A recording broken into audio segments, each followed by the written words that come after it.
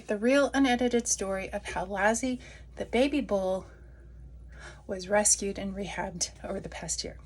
So Lazzy was on a neighbor's ranch. We have a friend who keeps his cows on a neighbor's ranch, and it's on a very large ranch, and one of the baby bulls got stuck under an abandoned car in a back pasture, and no one saw it except my mother-in-law. She went over to visit and she saw this baby bull, and she called me and she's like, Dana, I need your help. I went over there and I thought the baby bull was going to die. Like, it was minutes away from death. She had already gotten water and electrolytes, so I started to feed it electrolytes. He drank. So then I just stayed with him for the rest of the day, giving him electrolytes every hour. He kept moving over to his side instead of on his belly, which is dangerous for cattle because their organs could start failing. They need to be prostrate. They need to be sitting up. So it's getting dark. The owner of the ranch came over, and I said, not the owner of the bull, the owner of the ranch came over, and he's like, are you okay? And I said, I'm gonna stay here overnight because I think coyotes are gonna get this baby because it can't move and it's little. So I went home, which is right next door on the neighboring ranch, and I got my sleeping bag, and every 2 hours I woke up and gave the baby electrolytes because it was severely dehydrated. We think it was under the truck for 3 days. At that time, I couldn't tell if it was a boy or a girl because it was so dehydrated, everything had sucked in. Next day, the owner of the cows and the baby came over, and I asked him permission to take the baby to my home and try to save it. He said sure. So 5 of us loaded the baby into the bed of my truck and drove home. When I got here, we had help bringing him into my backyard. First thing was to get him hydrated and try to get his legs moving because he couldn't walk.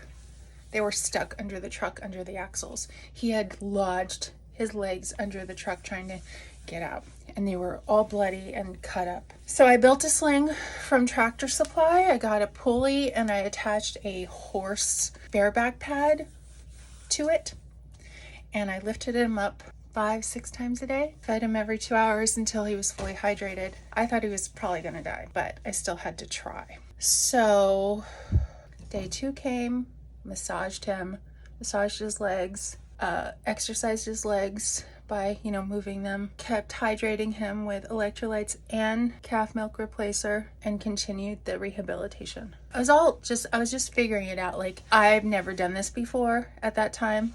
I didn't know what I was doing. I just did the best I could. On day 4, he put weight on his legs after I lifted him. On day 5, took the sling off. He was getting up on his own, which was probably the biggest win of my entire life. I don't know. There are very few times I've been that exceedingly happy, and that was one of those days when he got up for the first time. It was going to be such a long road to recovery. I had no idea it was going to be such a long road to recovery. I had to take him to the vet after that because his skin was really bad. They would cut off the necrotic skin. Called the owner of the baby and I asked him if I could purchase him. And he said, you've worked so hard, that baby is yours. Which, another one of the huge, amazing gifts in my life is to rescue him and then he's mine. I wasn't expecting that. I was expecting I was going to have to buy him because baby bulls are expensive. So I kept taking him to the vet, and $1,000 in vet bills later, he was almost perfectly healthy. I had so many friends and strangers send Lazzy gifts.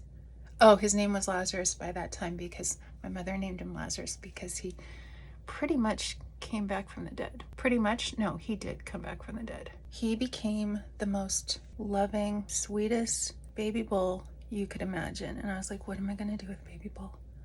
Can we put him with the cows? And can he like live an actual normal life and be a bull? I didn't know what I was gonna do with a baby bull. But my husband and my brother-in-law have cattle, and I was thinking, maybe he can be the bull. Speed up till today, and he is with the cows. He is our backup bull. Is so amazing. He leads them to food.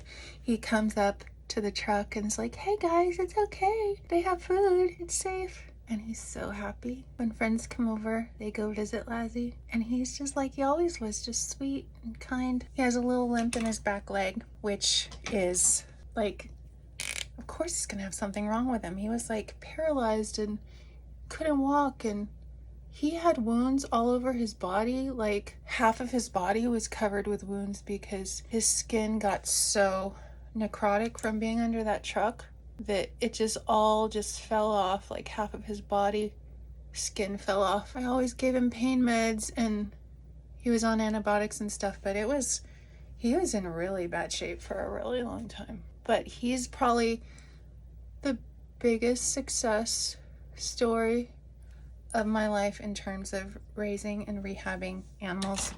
And I'm so glad I spent that money, and I'm so glad I spent all that time, because he brings me so much joy when I see him. I love him so much. What's his future gonna look like? Well, he's probably always going to have that limp.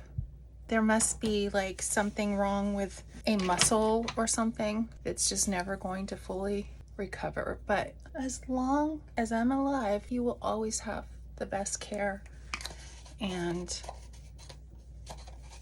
he'll always be loved. Hope you enjoyed the story of Lazarus. If you enjoyed it, I will do more about my rescue animals. Just drop a comment or a like. Let me know that you appreciate this content. You know, it's so hot.